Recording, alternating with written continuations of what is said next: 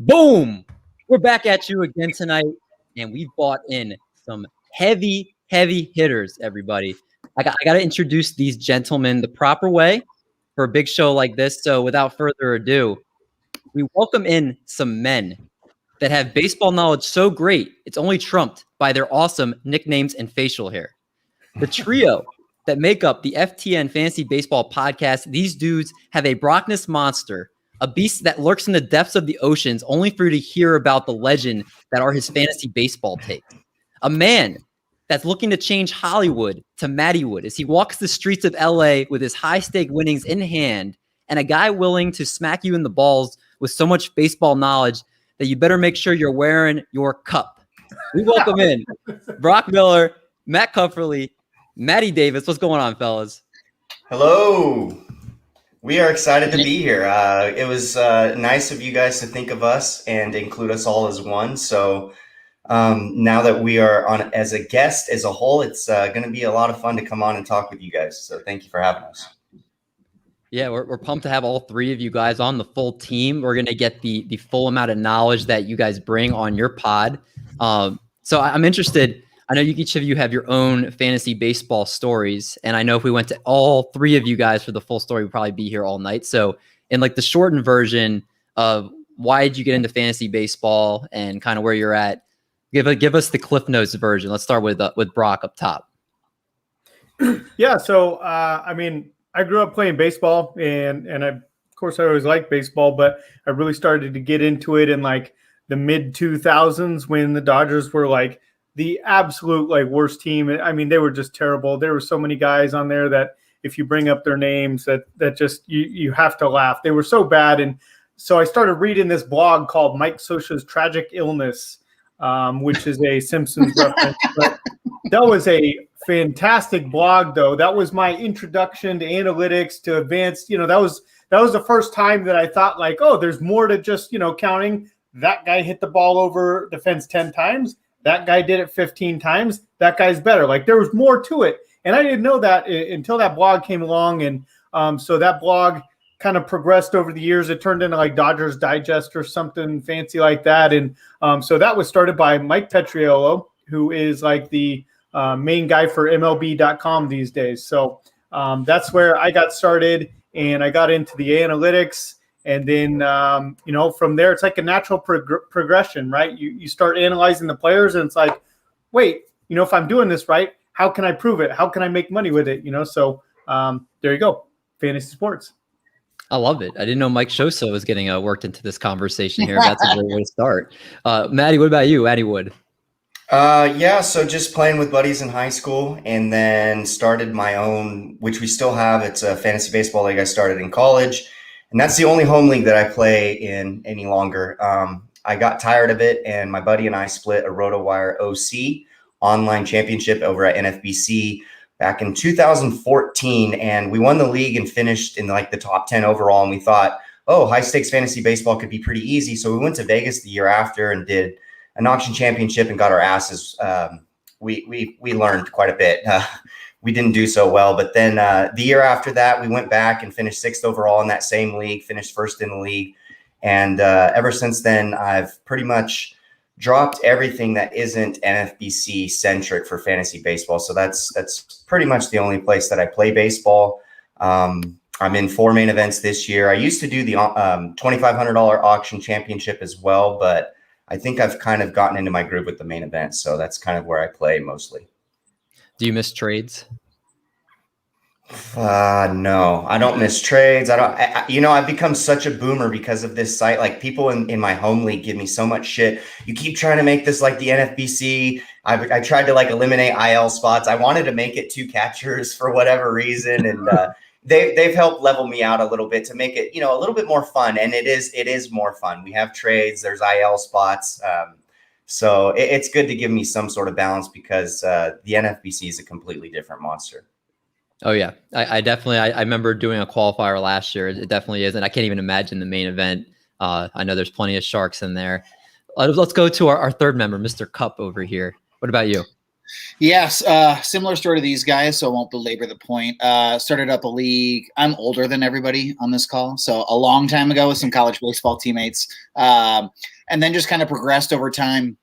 I started playing at the NFBC in 2016, I believe. Started out slow, just some satellite leagues, et cetera. And then I actually go, well, pre-pandemic, of course. I think everybody can caveat what they used to do before the pandemic. But every March Madness, I would go with my old college baseball teammates out for opening weekend of March Madness. And in 2019, I actually, as Matt mentioned, when he does the auction championship, I entered my first live Vegas event and played against some of the best that there were. Little did I know, as Matt alluded to, I got my ass handed to me as well.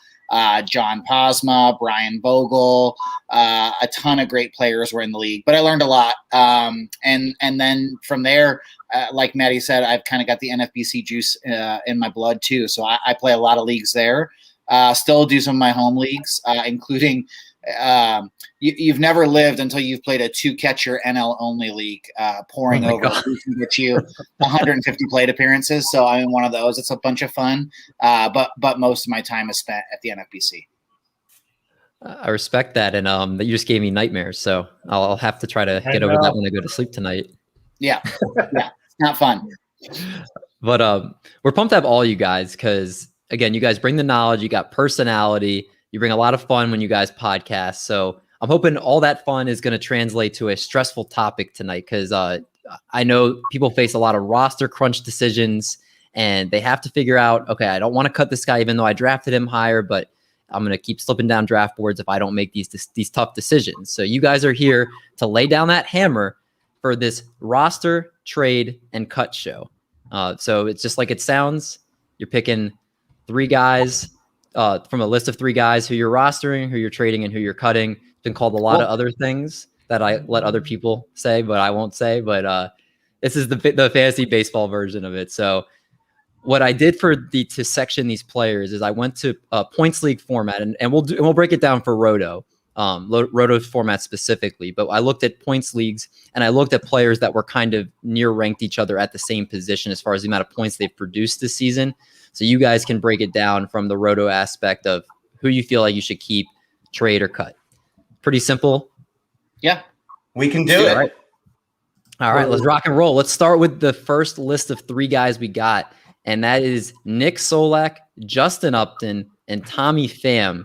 Guys that have struggled early on and picked it up, like Justin Upton. You have guys that were hotter early on, like Nick Solak, have kind of cooled off. You've got Tommy Pham. I don't know what the hell he is at this point, honestly.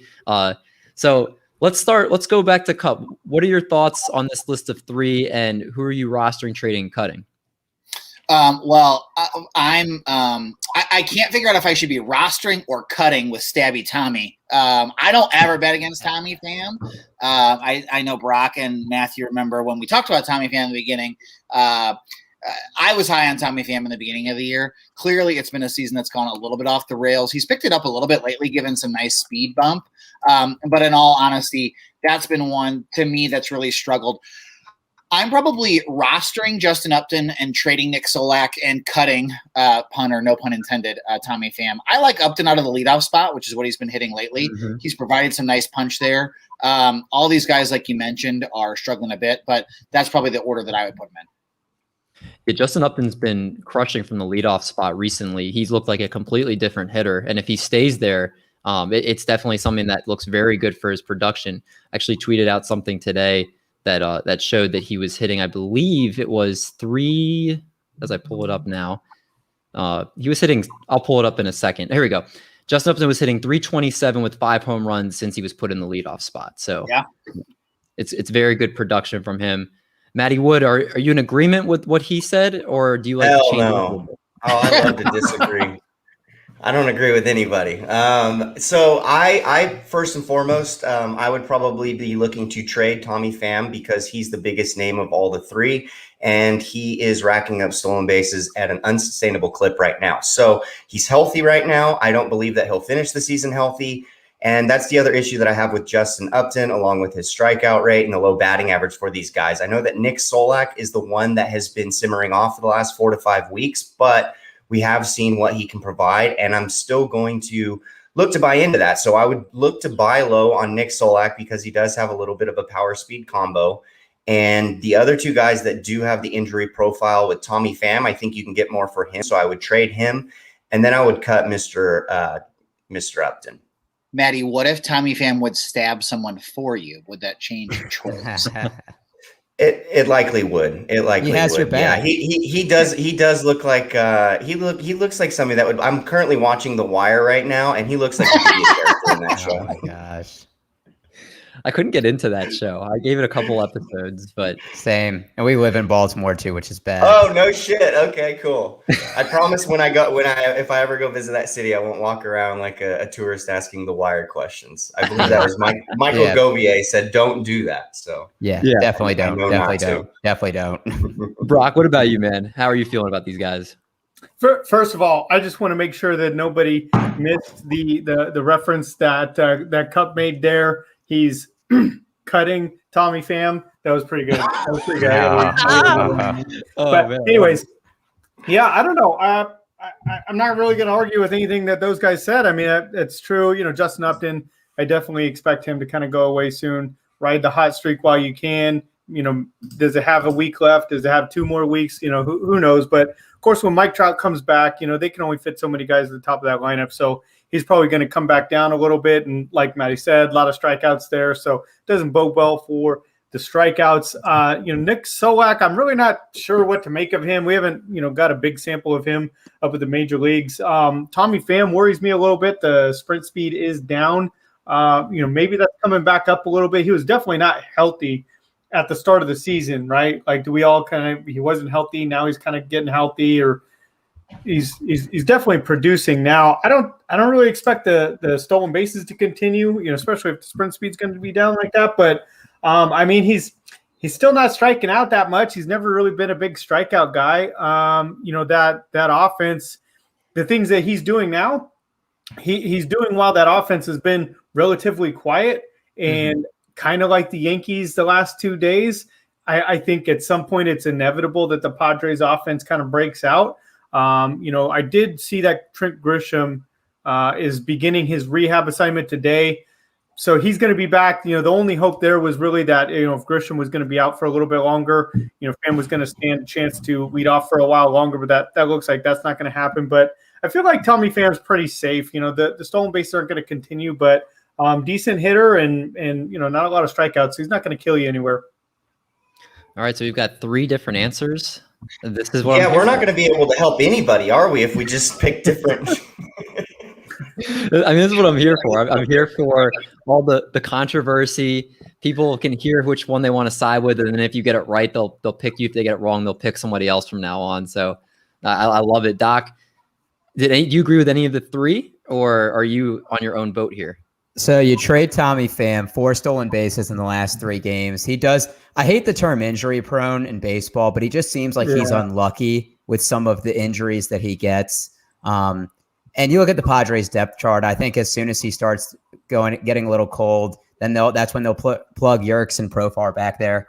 I cut Nick Solak. He's hitting 151 over his last 15 games with no homers, 5 RBIs, no stolen bases. He's not really providing anything in any category. He has a career high 26.3 K rate and a career low 6.2 walk rate. Really, the only silver lining is he's second base and outfield eligible. When I'm rostering Justin Upton, he actually has a career high in barrel percentage and hard hit percentage. He has an everyday role with Mike Trout out, and they said the other day that there's no timeline for him coming back. I think they're really going to take his time with this calf strain. So if he's out another month and a half, I mean, that's a long time to have someone lead off every day. So was that what? Yeah, exactly Trout's coming back right after the All-Star break is what I've heard last. So he should have been ready right around the All-Star break, but they're going to just use those extra days off. And what is that, 4 weeks? 4 or 5 weeks till the All-Star game, something like that. So the only thing with that is it's all like speculatory. Like we've seen Carlos Carrasco now, and it's obviously, you know, different position, but his calf isn't, or his Achilles, whatever, it's not progressing, and they're not having him throw off a mound anymore. So when you give people a timeline of, he's going to be good after the All-Star break, you're factoring in another month where there could be a potential setback. Right. There's a lot of ouchies. So our great answer for the first one. Let's see if we're more in sync here with the second list of guys here. We got Gleyber Torres, Dan B. Swatson, and Eugenio Suarez, all shortstop eligible players, all different points right now, obviously. But again, right now they're kind of ranked in the same area. So Mattywood, let's start with you for this group. How are you doing? This one was tough for me because going into the season, I was looking to buy all three of them. I actually didn't end up with any Dansby Swanson just due to the inflation. Gleyber Torres, he's making a little bit more contact. The batting average is on the rise. He has stolen 4 bases. I know that the home runs look a little bleak at 3, but we've got to expect, right? Everyone's saying we got to expect the Yankees to come around. The power is going to come around. The offense is going to come around. And just the law of gravity is going to regress back to some sort of mean for the Yankees, and he's in the thick of that. And I would look to be getting him on the low. So I would buy Gleyber Torres. The difficult part with Eugenio Suarez and Dansby is they kind of provide a little bit of, different statistics. If you need a little bit of speed, then maybe you're looking, to acquire a Dansby Swanson. If you're looking for power, maybe you're looking to buy low on Suarez. But given what we have and given the rules, I would look to buy Gleyber Torres, trade trade Eugenio Suarez because you would likely get a little bit more for him. And then this is so hard. I mean, nobody's cutting Dansby Swanson, right? Don't cut Dansby Swanson because we're saying that. But I guess I would cut Dansby Swanson. I'm playing this game as if they're all stocks, right? They're all shares, right. And we're looking at what's going on for the rest of the season. So for me, I think, I would be looking to buy Gleyber would be the one and then dish the others. Right. And I will, again, like Matty explained, this is just kind of a context thing. It's not necessarily, hey, you're cutting this guy if you have him. It's more, this is, I prefer them in order. So make the adjustments accordingly. Brock, let's go to you next. I miss hearing your voice. What's your order here? I definitely like doing that, better just ranking these guys because definitely not trying to drop any of them. But I think for me, Gleyber, I don't know. He's not hitting the ball hard at all this year. StatCast page is pretty blue this year. It was pretty blue last year. Both of them smaller sample sizes, so I could give you that. But this is a guy that he hit 38 home runs a couple years ago, and we all fell in love with him. Shortstop hitting 38 home runs, but that was a different baseball. And unless we kind of get any kind of an idea that they're going to bring back that old baseball. I don't know how much power we're going to be able to get out of Gleyber. So Dansby Swanson's kind of same thing. It's kind of, Dansby's on his way to, set his career high in home runs by like the All-Star break here, or at least something. Well, he's not that close. I guess he's got 10 home runs. He's got 7 more to go to get to that, to get to his career high. Not really running a whole lot this year. Not a fan of that. I kind of with Matty, like all 3 of these guys were like, everybody's going to be jumping on those big shortstops up front, Tatis or whatever, and Trey. And I looked at these guys as kind of like not Suarez because he was the third baseman during draft season, but I was looking at these other guys kind of like, okay, this is about the bottom. I got to get a shortstop here, and if I don't get a shortstop here, it really kind of drops off. And I ended up with some Dansby, and thank God I didn't end up with any Gleyber because he's been so bad. But looking at Suarez, you got isn't he hitting 40 points higher than Dansby? What's that? What he's hitting 40 points higher than Dansby right now, I believe. Batting averages in the thing to you or what? And then the county, what are we doing here? And he's doubled his stolen bases, where that's another scare statistic. Dansby's they're both 5-cat contributors, but if Gleyber's going to provide a much better batting average, which it looks like, and his contact rate has gone up, the swinging strike rate's still at 10%, which is decent enough for me, and he's hitting thicker in the part of that lineup. And I don't know, man. I just think that there's much, much, much better days ahead for Gleyber, and I think we've seen it in the last few weeks where the contact and the results have been a lot better for him. Yeah, I mean, he's got 3 home runs. Batting average is so bad this year. I mean, we have to really, really factor that in when evaluating these guys, I think. Yeah. Cup, if I put this on the screen, does that make you mad? No. So, I don't want to like jump past Glaber too much here, but like 3 home runs, man, that's tough. Like 3 home runs is okay for Miles Straw. We talked about that preseason, like how many of these guys are we going to be able to fit into our lineups that are only going to hit 5 home runs this year? Like a guy like Miles Straw, we're hoping he's going to steal like 35 bases or whatever. Glaber's not going to steal any bases. I do think it's worth mentioning that the Yankees, I talked about this a couple weeks ago with respect to, can't remember, maybe it was Brandon Lau. The team's not giving up on him. Glaber's hitting 3rd tonight. The team still believes in him. And sometimes I don't mind trusting the team more than I trust myself. So I think that there's definitely a good opportunity there. Just, look at it through those terms. If they're going to be hitting him towards the top of the lineup, then they got to be thinking something's coming on. He's going to hit a home run off Hap tonight. What's that? He's going to hit a home run off Hap tonight. Who isn't? That's true. I tweeted out, so Giancarlo Stanton had like 5 home runs against J Hap in his career. The ex-Woba was like 900 or something absurd like that, like something crazy or whatever. He's like 54% owned in DFS, like in tournaments, not in cash games, in tournaments. Like just the most obvious call of the 2021 season, and he hits a home run. And I put I was kind of, there's all those accounts on Twitter, those guys, like anytime anybody hits a home run, they just tweet out his name, the last name or whatever, the player, and so I tweeted out like Giancarlo Homer called it. Like, I hope everybody figured out that I was just like joking around like that. Like, that obvious.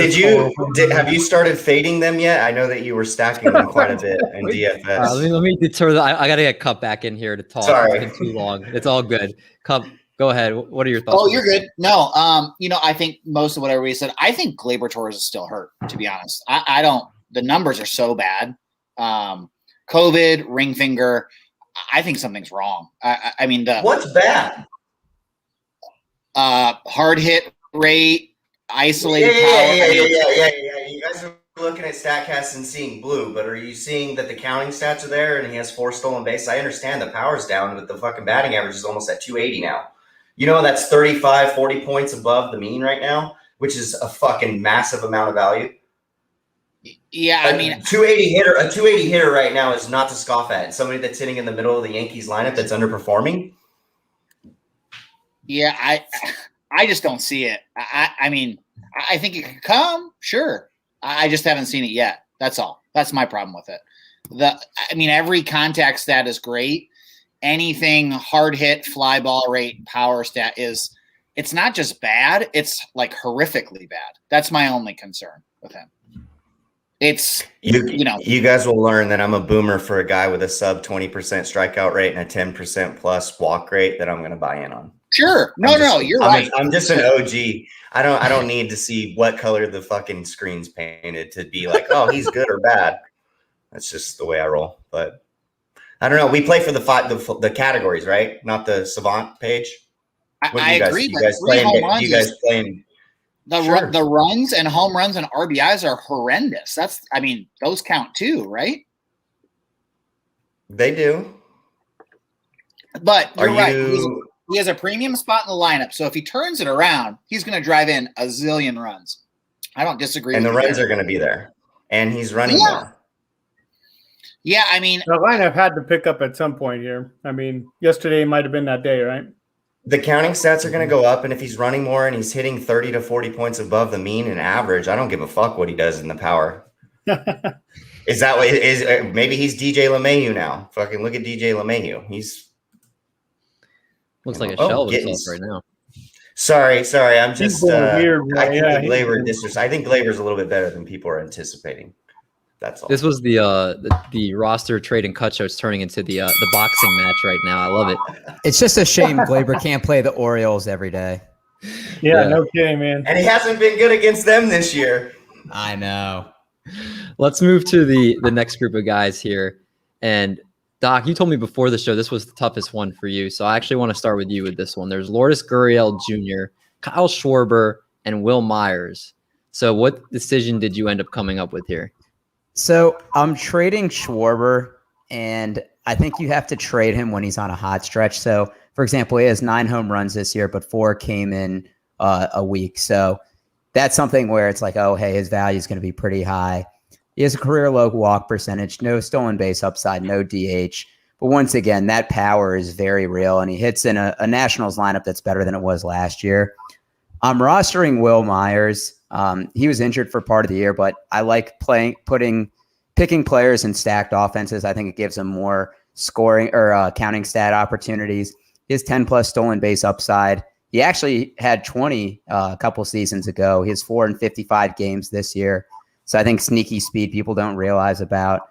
And he's not hitting the ball as hard as he normally does, but he still has 6 home runs for the year, which isn't bad.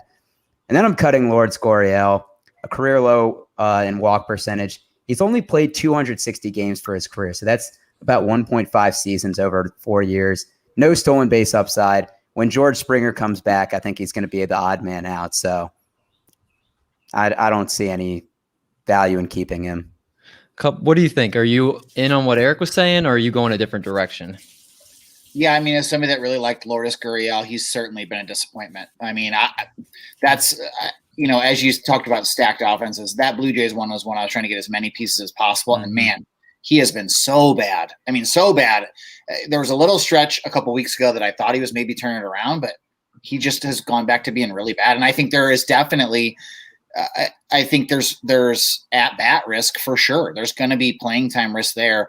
It looks like Teoscar's picking it up a bit. And even when he's batting now, he's often slotted 6th or 7th in the lineup. So he's not hitting in the top of that lineup either. Biggio comes back. He could continue to get further slotted down. I think there's real risk. So no, I can't quibble with any of those. Matty or Brock, if you feel any differently about what they said, you can definitely chime in. If you guys are all good, we can move on to another group. Yeah, I agree as well. Both of them put it pretty. Yeah, I'm good. Yeah, I would note that I kind of like Kyle Schwarber. I expect the Washington offense to be a lot better here. They've started out obviously pretty bad, but Juan Soto's got it going. Josh Bell took a while to warm up. It's kind of like one of those scenarios when all those guys kind of start putting it all together at the same time. You know, those stats aren't going to climb up, just a little bit better because they're playing better. It's going to come up a little bit better because everybody around them's, performing better too. So I kind of like that for Schwarber. Gurriel was never really in on him. I think Matt makes a good point. He's, at risk of losing his job there. And, Will Myers just worries me because of that injury. Even since he's come back, the exit velocity down pretty low. You got to wonder how much health you're going to get out of him this year. The only thing I will say is I would agree with Doc on taking Myers over Schwarber. I think Myers provides, the power and speed, and Schwarber's not going to give you that. And then, like I said, I'm a little leery about the entire league on batting average, and I'm not that confident with Schwarber. So I would lean Myers over Schwarber. All right. I like a consensus group. This is good. We're all holding hands now. We're starting to gel here. So we got our second to last group of hitters, starting with Kevin Newman. Hello, Jerry. Hello, Newman. Nice. I was hoping you would do that. Thank you. Yeah, I was like, I had to put that up real quick. So we have Kevin Newman, of course. We have Willy Adames, and we have Jonathan VR. So an interesting group of guys here. Let's start off with Matty again. Mattywood. We're cutting Newman. Team context, he's going to be buried in the lineup. I don't know what he's given you really. And when looking at just like weekly, volume, right? You want plate appearances and at bats. He's not giving you that really as well. I want 25 plus, which means that they're hitting kind of in the thick of the lineup and they're getting mostly everyday playing time. And then with VR, it's okay. So I would be cutting VR. I would cut Newman, trade VR, and look to buy Adames. I think with the Mets situation, they're going to be having quite a few guys come back. Once that does, VR's playing time is going to dry up, and it looks like the Brewers did want to acquire Adames, and they're letting him play every day. So I'm going to take the guy that's playing every day. That he has the best park factor out of the three, and that's the way I would go about it. But none of the three are sexy, in my opinion. And if I'm not mistaken, Adames is a good path to playing time because his defense was so much better and that was one of the things they were trying to upgrade. It was their infield defense, and that alone would probably keep him in the lineup. They're 13-4 since they acquired him. So even if it wasn't him, being the reason why they have that record, I think they're not going to change anything. No, and I think what's interesting is, and I kind of thought it was a bit anecdotal, and who knows, the sample size is small. Adamas said he could never see at the Trop. He made that comment. Yeah. His career numbers, his weighted RC plus was 79 at home and 131 away for his career, which isn't a small sample size at all. He's got a 140 weighted RC plus since he's been a Brewer, which is a tiny sample size. Don't get me wrong. But it's kind of strange to hear him say he struggled, and maybe it all goes away soon. But with 1,200 plate appearances, I kind of think it might be a little real, at least. And like Matty said, there's a lot of good things in that Brewers. Well, presumably that Brewers Park is good. That lineup should be good, but it sucks right now. So maybe he can get them a little bit better, because that division stinks too, and it's totally up for anybody that's going to grab it. Brock, are you on board with this ship? Yeah, this was a pretty easy one. I mean, definitely Newman. Who cares? Terrible. In VR, absolutely good point. Those guys are going to come back, and he's going to have a hard time getting some playing time. But good notes on Willie Adames there. I didn't know that the home road splits were that pronounced for him. Anytime you can get out of the Trop and go to a place like Milwaukee, though, that's a great park shift there. So, just that alone, plus, like you guys said, man, he's going to play. So, can we just say Kevin Newman is a Jag? Yeah. I don't know. We ain't even going to give him that much. Oh, wow. That's real disrespect. I love it. Well, you guys killed any chance of Kevin Newman ever coming on this show. But he did. Yeah, that ship has sailed at this point. But I mean, I don't know. Maybe he's busy hitting one home run. I don't know. He gets lost. I know Adam Frazier's been decent this year, and Brian Reynolds has been really good. But I always felt like they were just a cluster, just a bunch of them for a while. They're just a bunch of just ho-hum guys of that group. Collection of Jag. I would like to see the Dodgers acquire Adam Frazier this year. That's one of the little guys I would like for them to add. Yep. I'm Give me okay that with contact that. rate. Mm-hmm. I think everybody in their career will end up playing for the Dodgers. It's just a matter of when. All right, let's move to the second, or this is the last hitter group. We've got Garrett Cooper, who I know just recently got put on the IL, Dom Smith, and Andrew Vaughn. This is an underperforming group, a lot of these guys here. Brock, how you feeling about these guys? So this one is not as easy. These guys are all super different, obviously, different parts of their career. Andrew Vaughn, just came up here. Garrett Cooper is a guy, I'm kind of a fan, but mostly I'm a fan of Garrett Cooper just because Craig Mish is a big Cooper fan, and he's the best beat writer on all of Twitter. I don't know if you guys follow Craig Mish, he's the Marlins beat writer. I mean, I really don't care about the Marlins, but he's just an awesome follow because he's answering all those questions that that you wish that you could ask to the teams and stuff. I mean, I wish we had a Craig Mish for every single team. But anyways, getting back to these guys, like you said, Cooper's hurt. When he comes back, I kind of like Cooper, so he's an easy drop for now. Though I like Dom Smith, man. Dom Smith was legit one of the best hitters in baseball last year. The Mets offense as a whole is kind of putting it together finally. Really bad start for them, obviously. Watch them screw it up because LOL Mets, of course. But I'm definitely going to go with Dom Smith because he gives you a chance to, for a period of time, have one of the best hitters in baseball in your lineup there. I like Andrew Vaughn. He's definitely a dude. He's a dude. But he's probably not going to give you any stretch of the season where he's going to be one of the best hitters in baseball for that season. So definitely give me Dom Smith. Sorry, Garrett Cooper later. That's where I am. Wasn't it crazy how much the hype train was on Andrew Vaughn towards the end of spring training? I don't know where he went in main events, but I remember hearing that he was getting drafted as a top 30 outfielder, and everybody was expecting. I mean, he was just shooting up the later and later you got in drafts. Do you guys have any a bunch of exposure to him? Did you guys kind of buy in on what we were seeing, or did you guys stay away for the most part? Andrew Vaughn.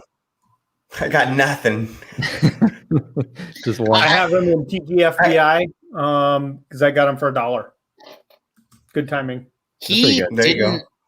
he didn't have a ton of power. I mean, it seemed like a lot of hype, David, to be honest. I mean, he didn't show a lot of power, and that doesn't mean that he's not going to have a lot of power at some point in time. But I wasn't willing to pay the skyrocketing price for what he was doing.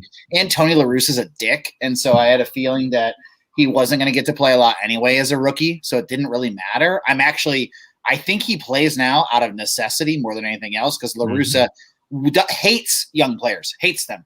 Adam Wainwright was by far one of the best pitchers we had when we won the World Series, and he refused to bring Adam Wainwright. I mean, it's just the list goes on and on with that moron. But I think there's two rules here. There's don't draft young guys when they play for Tony La Russa, and don't draft closers when they play for Gabe Kapler.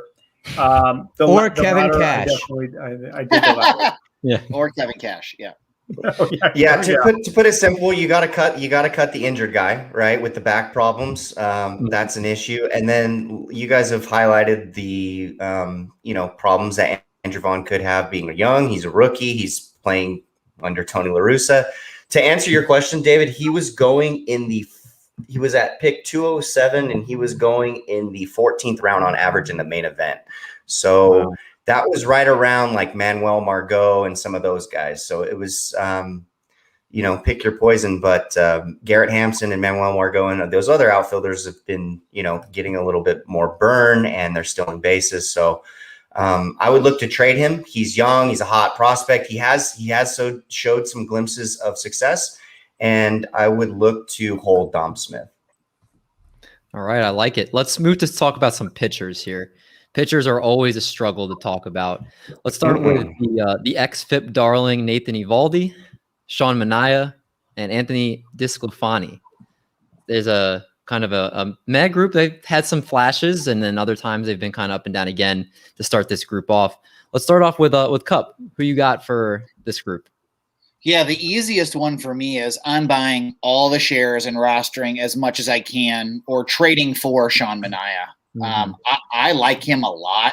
He had a really strange schedule. If you look at his game log, he faced some low strikeout, good offenses like the Astros. He had some Boston starts sprinkled in, but his last 4 outings are not a fluke. Almost, he had a complete game, obviously with I think was that the game he took the no-hitter or perfect game into the ninth. He ended up being a 4-hit shutout.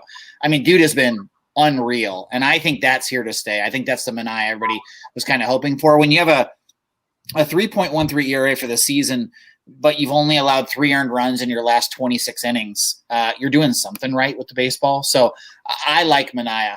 The Red Sox seem just desperate to find anybody that can take the mound. I mean, I feel like I'm going back to my old vices, and I'm rostering a lot of Nick Pivetta right now. I mean, they just need anybody that can get some outs for them. So do you feel dirty rostering Nick Pivetta? I feel horrible about myself. I shower every time I start him. Yeah. Okay. I just need to make sure we're on the same page. Yeah. But I mean, he has been okay. Just imagine if they had any kind of pitching with that offense, although it's struggled a little bit lately. I think he probably has the most trade value. So by the rules of the game, I'm probably trading him, and I'm cutting Tony Disco. Not that he hasn't been good, but my takeaway is I really like Manaea. If he's somehow available in a league or got accidentally dropped by an owner in an NFPC, you need to spend fab on him for sure, in my mind. Mattywood, are you drinking the Sean Manaea Kool-Aid?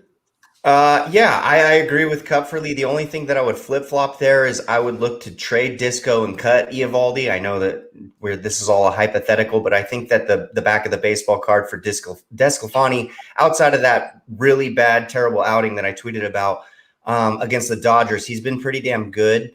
I think that he will regress a little bit, and it is a long season, and I think that San Francisco that rotation, it's been really, really good, but I think that over the long haul, that attrition is going to kick in for them a little bit.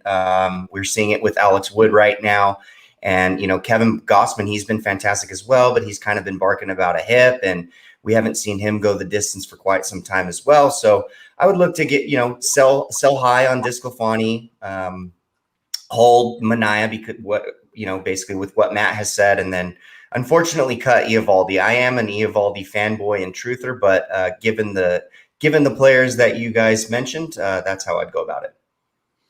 All right, Brock, How are we feeling? Yeah, I mean, it's more of the same for me. I think Valdi's been a little bit lucky there. I think he's only given up like what, one home run this year? Yep. I'll check that.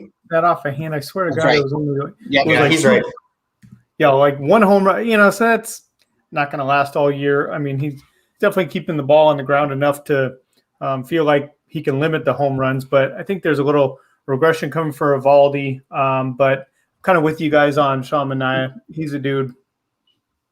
All right. Well, let's move to the next group. And I'm going to be interested for this one. We have Robbie Ray, Charlie Morton, and Pablo Lopez. Robbie Ray has just been unbelievable. Pablo Lopez, he's going to pitch well, except for the 1 or 2 outings a year. He's going to blow up. And Charlie Morton started a little slow, but he's looked like the Charlie Morton of old recently. Is this Robbie Ray and then everybody else? Is it closer than people might think? Because the recency bias, people are going to want to just say Robbie Ray and then everybody else. So Brock, let's start with you for this one. How is this ranked for you? David, real quick, before Brock starts, which version of Robbie Ray's pants is he wearing? He's going to be wearing the tight one. Okay. Yeah, he is. Okay. Well, now go, Brock. Go. Tight pants. Go. Yeah, definitely. Robbie Ray's up top for me. I mean, if he can keep this thing going, like, where are we even going to draft him next year? I mean, like, how good has he been? 13 strikeouts his last start. Mm-hmm. I'm not really going to argue that. Charlie Morton's kind of that guy. Like, he's getting to that age where if he doesn't start to drop off, he's either Zach Greinke or he's not real. Like, there's just, he's getting old. You can't really expect too much out of him. So I'm going to have to, I'm not cutting any of these guys. I have Charlie Morton and of course, Pablo is pretty badass. Definitely not cutting Pablo there, but Charlie Morton's getting a little old for me. He's been frustrating. The command comes in and out. I mean, I watched who did he, Philadelphia. It was like Philadelphia.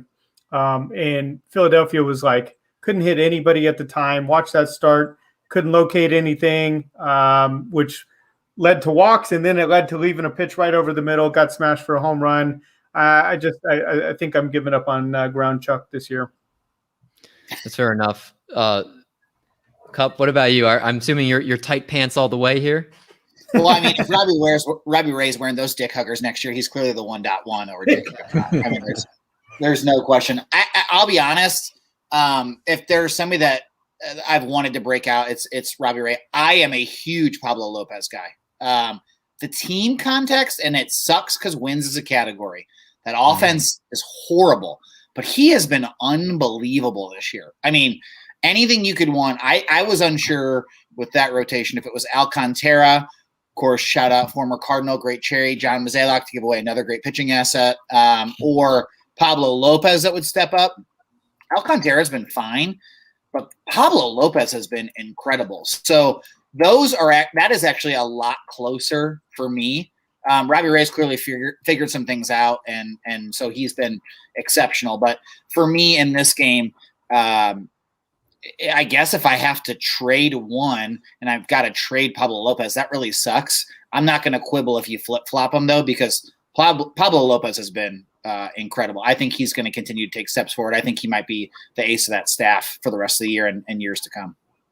With Robbie Ray, it's kind of interesting, too, because he's always had that amazing slider, but he hasn't been able to control his pitches. Obviously, his walk rate's like insanely high, but it seems like he's just throwing his fastball across the middle and basically challenging the hitters to hit it. So he's even able to limit the walks because of that. It's interesting to wonder if that's going to come back to bite him at some point. First pitch strike rate for Robbie Ray. He's spoken about some of the adjustments, and they're quite real.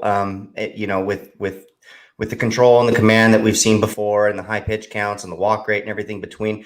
The one thing I would say that divides them right now is Pablo Lopez's home road splits. He is a fucking beast at home, and there's some issues that have occurred along the way when he is not pitching in Miami. So if you have to decide between one of those, I would take the guy that has been pitching well at home and on the road, and that's Robbie Ray. All right, let's move to the next group here. We've got some, this group is not a sexy list, but it is a list. Martin Perez, Steven Matz, and Alex Wood. Doc, I haven't talked to you in a while. Want to hear you talk. How are you feeling about these three? Yeah, so we'll start out first. You got to cut Steven Matz. It's funny when we had Nick Pollock on and we are talking about how good he's been, and we're like, that just means he's going to blow up. And he had like 7 earned runs his next outing. 2.34 ERA his first 4 starts. He has a 5.82 ERA his last 8 starts, allowing 41% hard hit rate. His hot stretch is over. I'm trading Alex Wood. His numbers still look good. He has a 3.79. He has a 1.14 whip. He has difficulty staying healthy. He has had over 100 innings pitched 4 times in his career. That hasn't been any time recently. And there's 3 years where he's under 100, not including last year.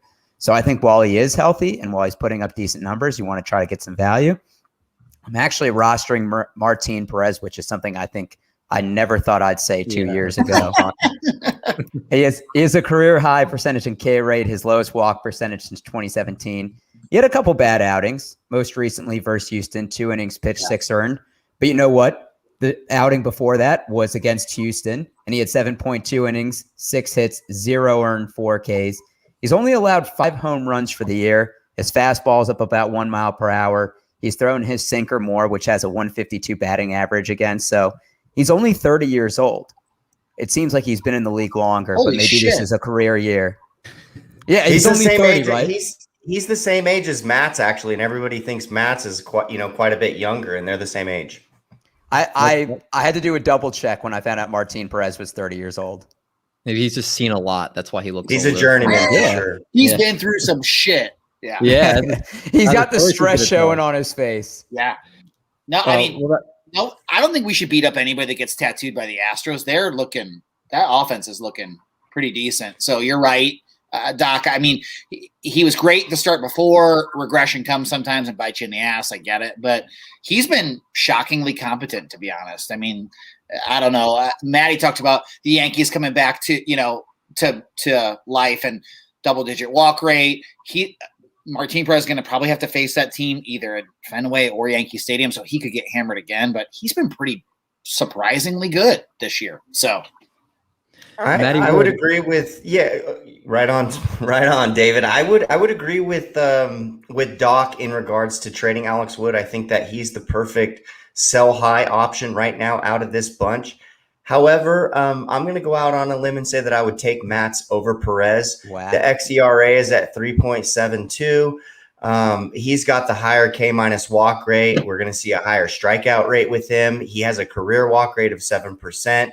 And we have seen massive upside from him this season. I know that he's a fucking train wreck at times, and that actually it hurts big time. But we cannot say that. We have to say the same for Perez. Through his whole career, we've seen him be a train wreck as well at times. So I'm going to take the guy that has the higher K rate and roll with him. So I would take Matz over Perez. And he also doesn't like, because Mattywood likes the StatCast page. The colors mean a lot, and Martin Perez is all blue. So, amen. What about you, Brock? I've got to admit, it just kind of depends on how you like to go about things. I think if you like to avoid blow-ups, Martin Perez is probably the safe guy. I don't think he's going to have any of those weeks where he really bumps you up in any categories. But I feel like that the blow-up starts aren't really going to come from him. Matz can go out there and strike out 9 with no earned in 6 innings, and then the very next start, it's like one of those where you get a 2 start. And you got Matz in there, and that first one pops, and you're feeling good about it. And then, like on Saturday, he goes out there and gets his dick smashed, and numbers for the whole week just it doesn't work out. But I hate to just kind of jump on board. I like to offer a little bit more, but Alex Wood, it's true, man. This guy never puts together a full season. We have multiple years where Alex Wood's fastball velocity has done the same thing. It starts at, it's 92, it's 93. He's super effective. It looks great. Look at what we got. And it trickles down all season long. And by the end of the season, he's throwing 89 and he's no good. So I'm definitely selling Alex Wood. Cup, if you feel any differently, you can definitely add in. Otherwise, I'll start with you for the next group. That works. All right. Next group of guys then. Cup, lead us off here. We've got Jose Urquidy. Ryan Yarbrough, Frankie Montas. The boom bust group here. A couple AL West pitchers in this list. How you feeling about them? So, I mean, Urquidy's a guy that Matthew turned me on actually to, and had high hopes. I think a lot of people that Astros rotation because of the team between McCullers, Framber Valdez, who fractured that ring finger, and Urquidy. I mean, I think there was a lot of promise there. I'll be honest, I've been a bit disappointed. His numbers have been good. About a middling strikeout rate, but he's done what he's really good control and command, does not put a lot of batters on, and that has utility value. Not a ton of hard hit balls. So for me, I think I'm hoping maybe to see a little bit more. So in that group, I'm probably stuck between Urquidy and Yarbrough, and I'm cutting Frankie Montas. And here's why. I've always liked Frankie Montas. I actually own quite a bit of Frankie Montas. He is just getting slammed with home runs. Since the beginning of 2020, I think he's allowed 1.62 homers per 9. For a guy that's supposed to be featuring this power sinker, I mean, I guess he can turn it around, but the park is not hitter friendly.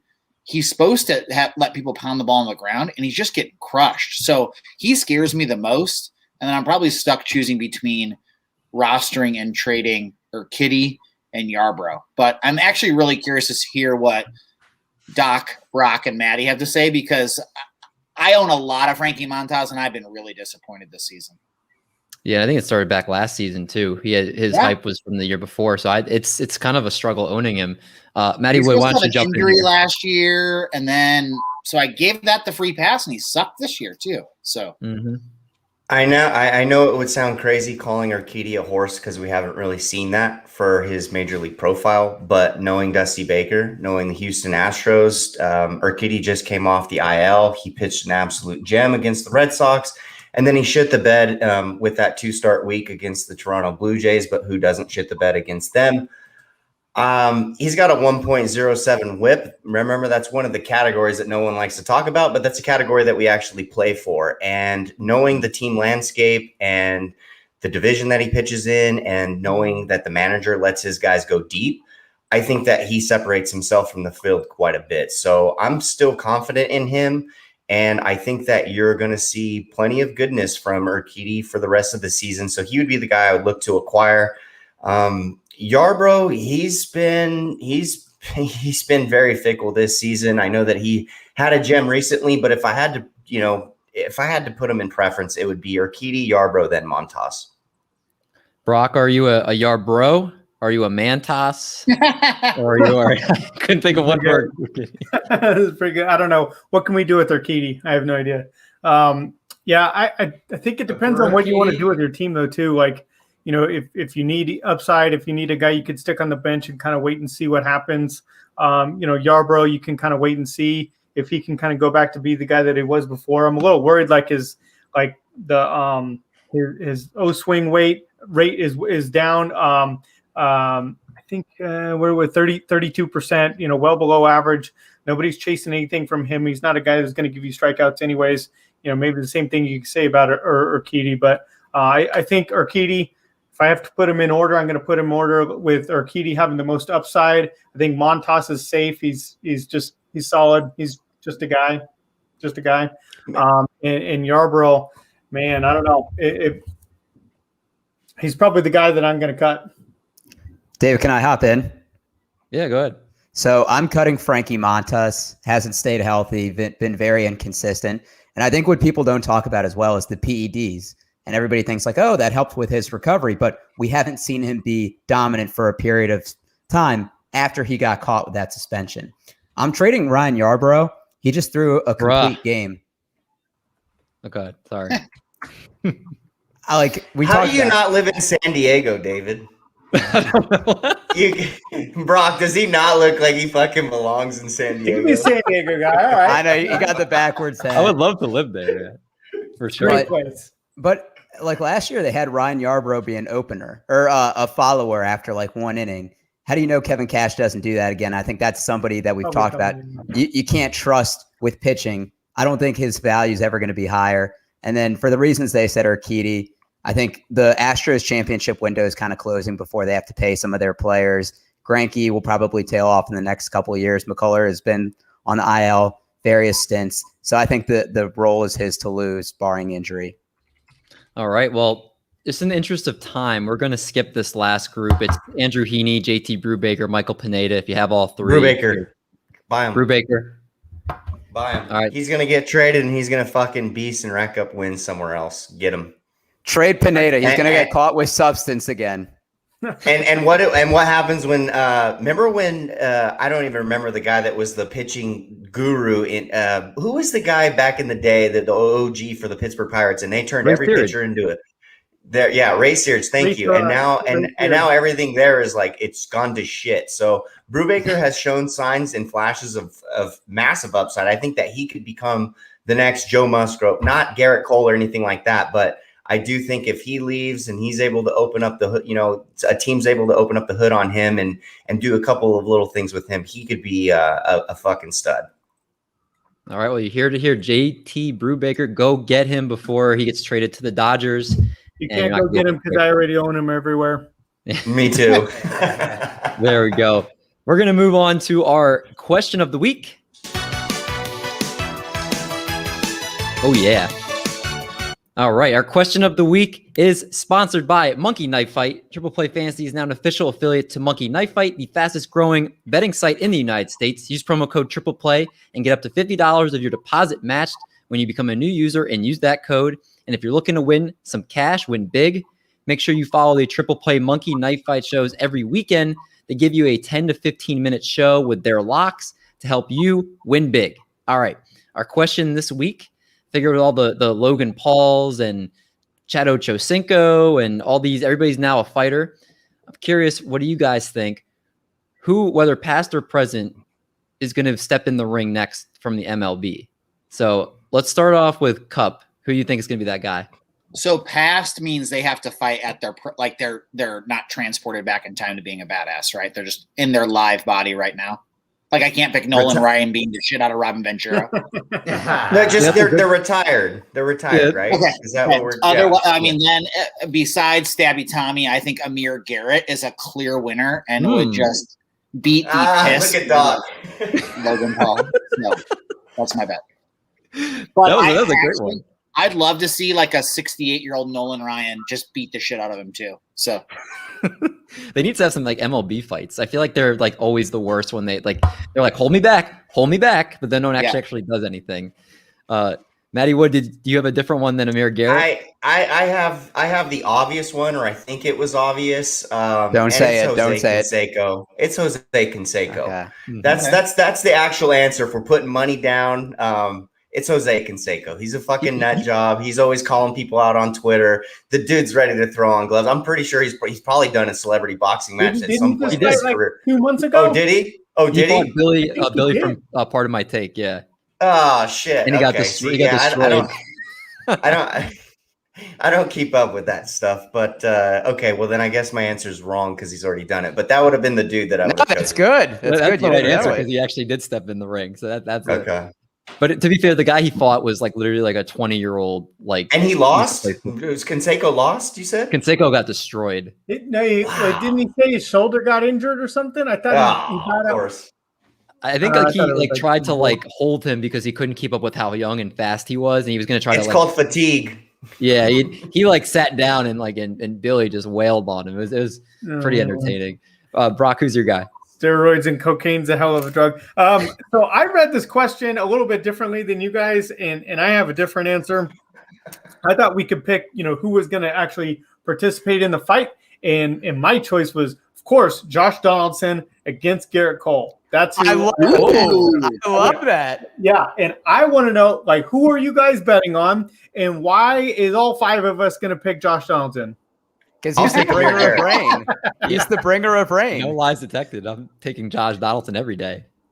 Dude, oh man, after that Garrett Cole interview, the way that he got iced right there in front of everybody, oh man. He was just like that. I feel like Garrett Cole's just gonna spend the next 8 years of his life being nervous, at all times after that. Mm-hmm. It's tough scene. I thought that video legit paused on my phone when I was watching it because he just stood there. It's like, what's wrong with my internet service? Did you put sticky stuff on your fingers? Man. I don't know how to answer that. So you And it get was to literally the know. face of a Check guilty out. man. But you got to wonder, you're like, why did the Yankees PR team or nobody ever like tell him to be prepped for that question? Like, Yeah, exactly. That's the biggest You gotta thing is know like it's coming. you never knew that fucking question was coming. Ask it to Trevor Yeah. Bauer. He's like, oh, I've been premeditating that shit for months. Yeah, right. Oh yeah. Would you like a bottle of it for $9.99 at my website, trevorbauer.com? Exactly. Yeah, there you go. Shameless plug. Right. I know you're going Rufa and Odor. Oh, how'd you know? That was Oh, my two. that's Because a when good Mattywood one. was going to say it, I knew that's where you were going. Yeah, so Amir Garrett was my original answer because he's a multi-sport athlete. Like he played basketball at college at St. John's. He pitches in the pros. I could see him try and go for boxing. But Rougned Odor, I mean, he's in our intro. Him punching Jose Bautista. How are you not going to say that? Yeah. Hey, that was and for the Might be record, better at boxing than he is at pitching. for the record, I think Amir Garrett would actually like legit. I know that Josh Donaldson's got the mullet and he's fucking jacked and he's doing. I think Amir Garrett would whoop his ass. Amir Garrett's a southpaw. Southpaws are dirty. Hell yeah. And he's got length on him for days, dude. I think Garrett would he's got a fucking reach, whoop yeah. his ass. He was going to take on the whole team at one point. Yeah. Yeah. And another red, if he gets involved in this, which is a joke on our text thread, if Vladimir Gutierrez, aka Spider Neck, gets into the ring, all fucking bets are off. Oh, That guy, that's a good is- throw-in right there. That is he good. is a psychopath, and I love him. But that spider tattoo freaks me out. I love it, but I'm terrified of it too. I mean, now that I'm thinking about it, like a guy that's kind of out of a job that could probably take on a fight right now, Yasiel Puig. Oh, Ooh. There we go. Yeah. He could use the work. You could use the money and the work. Are you taking Puig or are you taking Amir Garrett? Amir Garrett. Amir Garrett. Oh, yeah. If Puig's putting on gloves, I'm not. Is it betting against boxing or Puig. is it MMA? Because if it's MMA, then I'm thinking Puig. That's a Yeah. good extra call. But yeah, I mean, Puig is jacked. Puig, Dude, Puig if Oh, you can, like, That Yeah, dude, dude, I don't care just what give everybody like a- what his baseball card says. That dude's like 260, 270. If you just give anybody a switchblade, it's Vladimir Gutierrez, no question asked. Like no one's coming out. Nobody. I love it. Well, this is actually, I was only thinking of like Roof and Adore when I came up with this question. So like this went a lot better than I thought. I was like, it's going to be just one easy answer. So I thought everybody was going to have Jose Canseco as the answer. I was like, that was the only person I thought of. I was like, oh, that dumbass, he's ready to do this. I like Brock's They answer should the make best, him though. Vinny Dextra. Oh, man. that's a good one. Or anybody in the Phillies bullpen back in like the late 80s or early 90s. Oh man, that is awesome. Let's move to the last segment of the night. It's going to be our game of the week. All right, our game this week. I'm going to preface that you guys each get your Twitter up, and that you have your DMs shit. ready to send to DM me privately your answers, so no one can take your answer. Okay. And Fuck. that's how I'll make sure I lock in everybody's answers. You're making me nervous. So how this is going to work while you guys are pulling that up, it's called Picture This. So what I'm going to do is I'm going to show you a picture of a retired player. You must tell me their name and then the last team they played for. You get 1 point for each. So if you guess who it is, obviously you get the point. If you guess the last team they played for, you get the point, the extra point there. There's 8 total players on here. I'm assuming with the 2 points for each one, we're going to have a winner after 8. So are you guys good? Yeah, I want to win. Doc doesn't win all the time, but this is one of those games he's good at. So Okay, does he, I and he got- for sure, and he for sure hasn't been linked with you in behind the curtain. No, this on is- okay. no, I don't have a No life. collusion.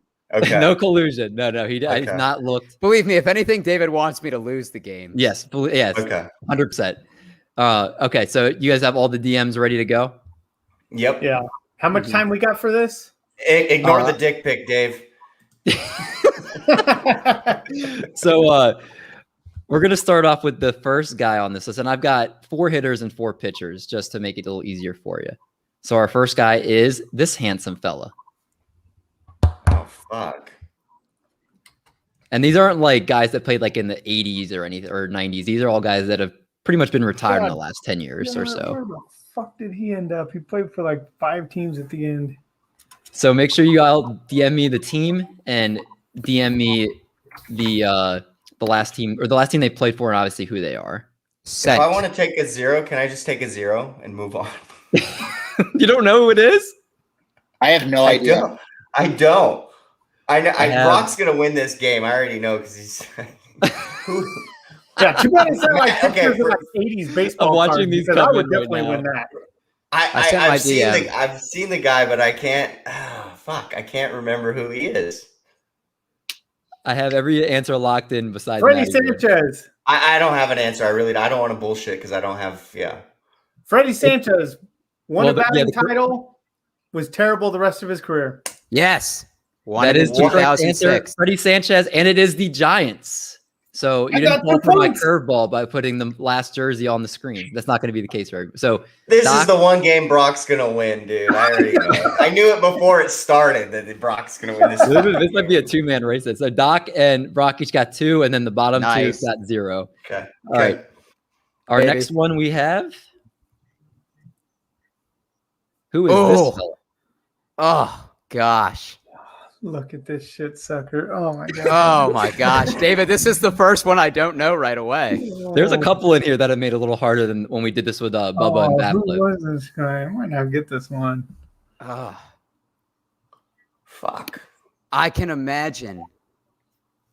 Oh god. And they're choosing NL West guys, Brock. Or at least you and I both should be. You guys definitely know who this is. Yeah. When I say who it is, you're like, "Oh my god!" I'm just gonna start guessing random teams. Matt, your answers are killing me right now. I don't have answers. Yeah, I was gonna say, your screen is blank, but you did guess the team this time. A Cup, I like it. So I have Brock's answer. I have Cup's answer. I'm missing. I won't throw one if I don't have it. All right. I know mine is wrong, but all right. So we have Ricky Nolasco. Mother of God. And his last team he played for was the Angels in 2017. So I was going to say From the other side. He's from right down the road from here. Yep. Was he, that's right. Yeah, obviously. I think he was with the Dodgers too, right? He had a stint with the Dodgers and the Angels on his way out. Yeah.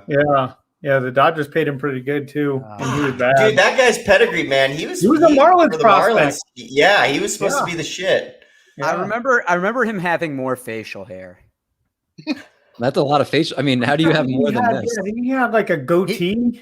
He was starting to get like the Brian Wilson hair. From what I remember, didn't go that far. Oh man, yeah. I just remember that bout with the Angels didn't go well. I mean, no pitcher's bout with the Angels goes well, but so nobody got that one, right, David? Nope. It's still 2-2-0-0. All right, this next guy. Who is this fella? This one's a little harder. Yeah. How can they get harder? Jesus Christ. So I'm balancing it out with there's some easier ones, but this one, I think Eric might know this one just because I'm a diehard Twins fan. So I think he might remember him, but because I talked about him a lot, but you guys definitely know who this is. When I say his name again, he'll hit you. Oh yeah. The names are easy. Oof. We'll make it easy for the listeners. If we don't got it, I don't have it. I won't. Twins, number 11. Yeah. Maddie, I'm hoping you get one. I'm hoping that me too. It was between him and another guy, the one I sent you. Brock, I have your team. Did you guess the player too? No. Is that present day Eddie Rosario? Is that why he's having such a bad season? Looks like he's lost 30 pounds from the flu. Yeah. It's definitely like a left-handed outfielder that ended his career with the Yankees. Like I feel like. So I have, I guess. I have Cup with a team. I have Brock with the team, and then I have Eric with the only guess, the full guess. So it is, and I haven't even put in one guess.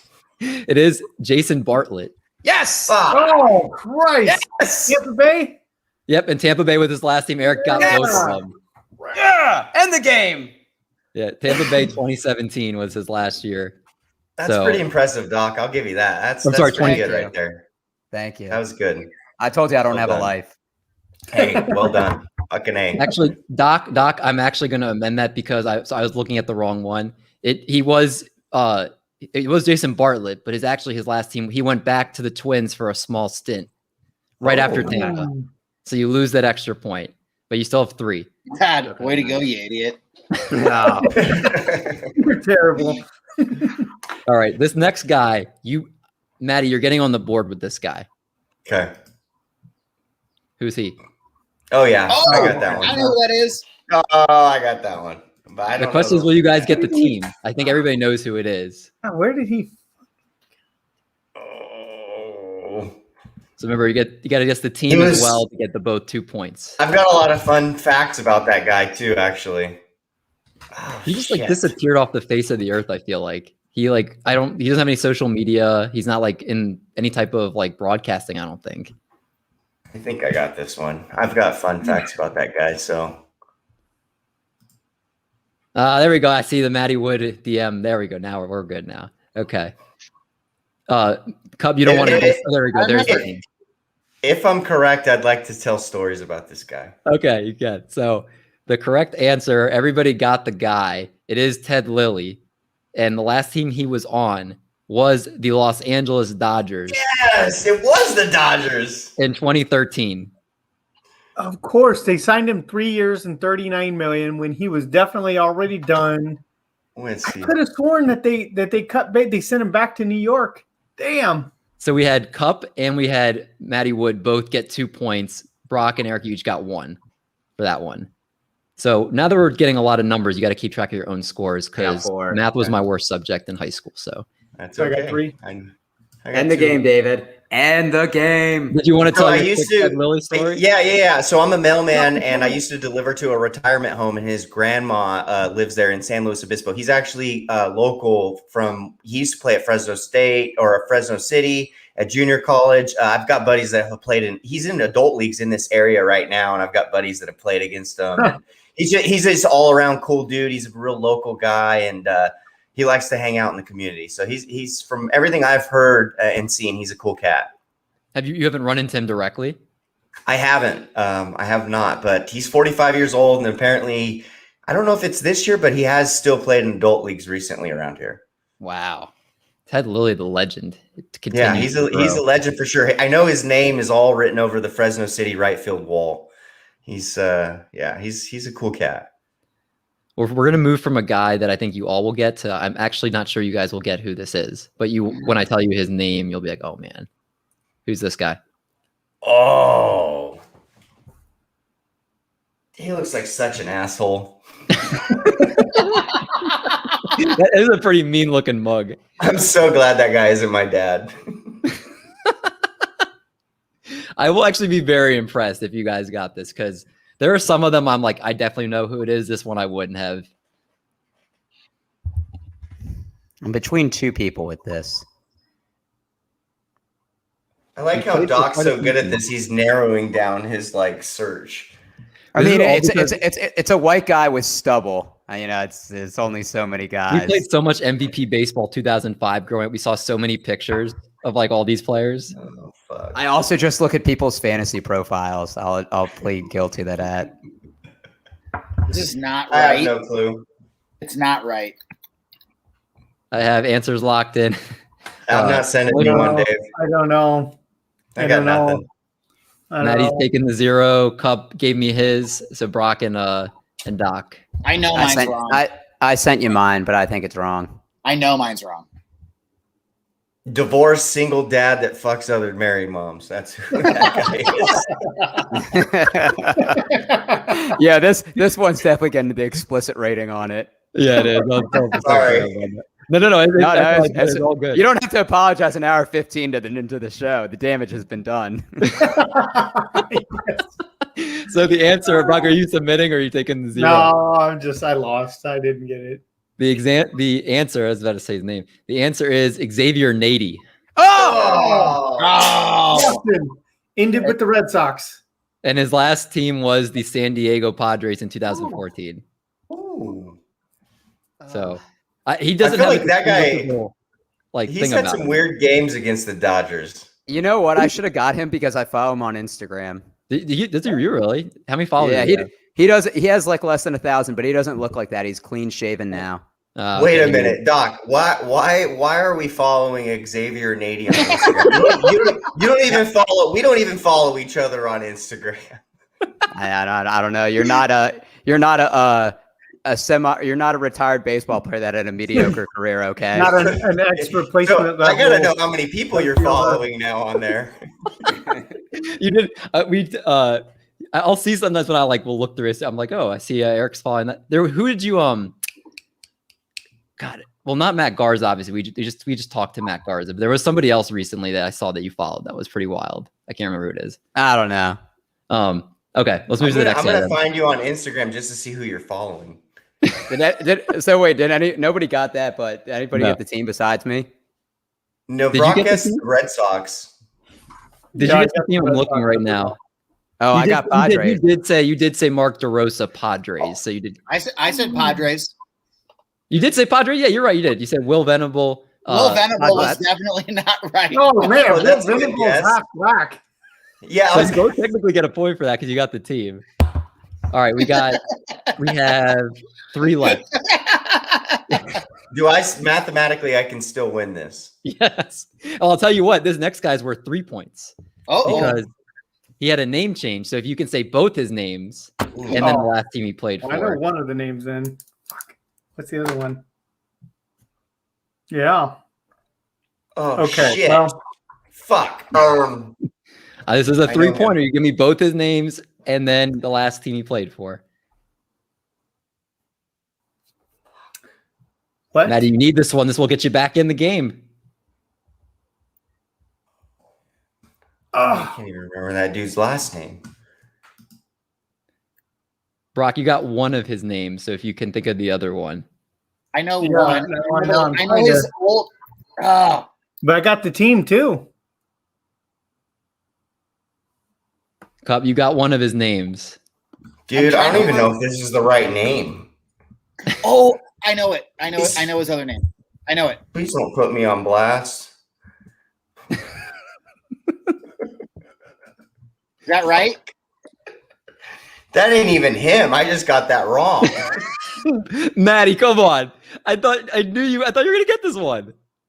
I know who he is, but I don't. Fuck. This is what happens. All right, he's when you smoke mathematically too much eliminated pot, now. I love it. Okay, so I guess Francisco Mejia, but that was wrong. So I will That's say the catcher for the Rays. there's a lot of And the guy Francisco Mejia looks like Mike Tyson. Huh. So all right. So the answer is Fausto Carmona. Carmona. That's right. His other name, which I will give, I think it was. Let me go through here. It was Cup that got it. Roberto Hernandez. Oh, changed his name to it. Wow.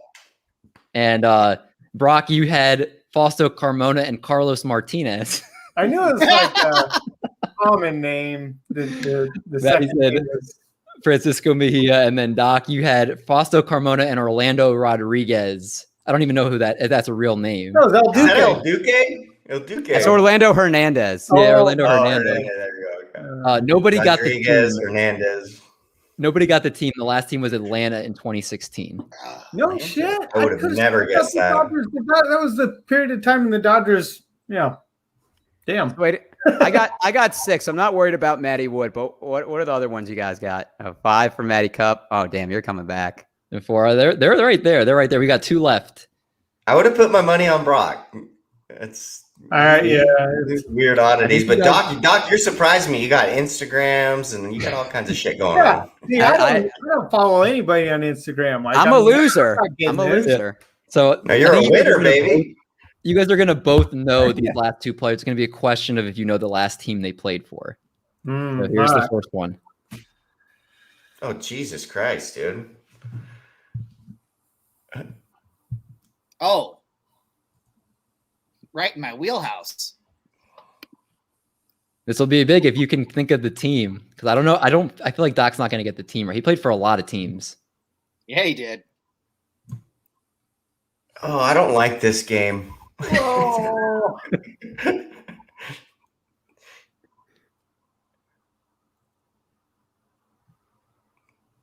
Another guy, I'm just glad he's not my dad. It's a pretty nasty looking mugshot. He looks like he teaches his lessons pretty Stern.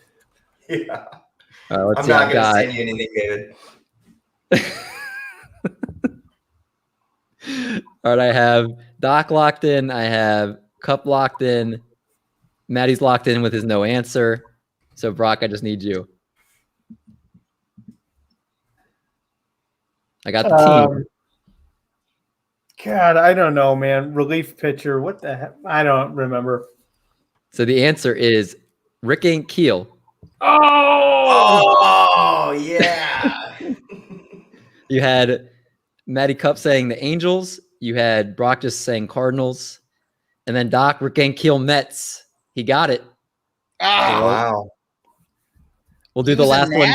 He was on the Nationals late in his career, and I thought he got traded, but I couldn't remember who. So wait, I won, right?